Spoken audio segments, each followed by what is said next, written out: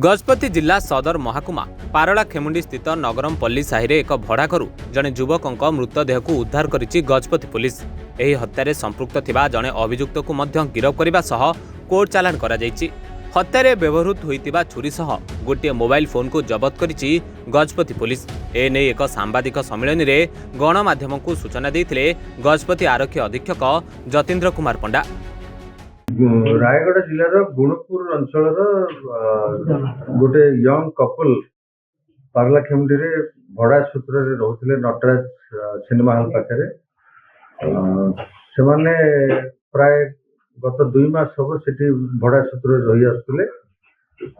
से पुरुष लोकटी गोटे ड्राइविंग काम करती, से रायगढ़ गुणपुर अंचल रे ड्राइविंग करती एवं तांकर जे स्त्री जाको से भल पाई बाहिथिले से कौन चाकरी करू नथिले।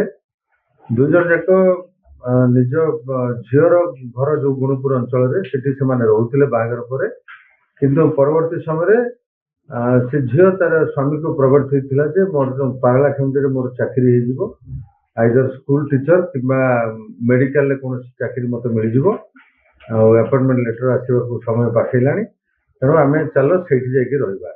तो सेमाने 2 जन जाक प्राय 2 मास हबो भड़ारे पारला खेमुंडी रहउथिले। हठात मे 6 तारिख दिन सकाळे तांको भितरे बचसा हेछि। 2 जन परस्पर को निजर चरित्र बाबद रे संदेह करी निज भितरे गाली गुलच मारपीट एमपी हेइतला।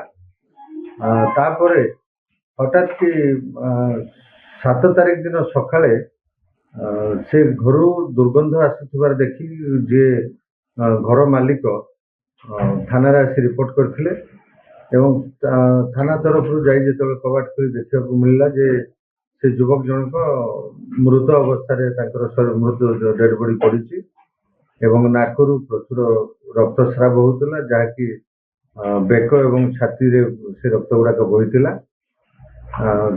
संगे संगे ता उपरे इनक्वेस्ट कराइथिला एवं जिला हेडक्वार्टर हॉस्पिटल को पोस्टमार्टम पे पठाइथिला।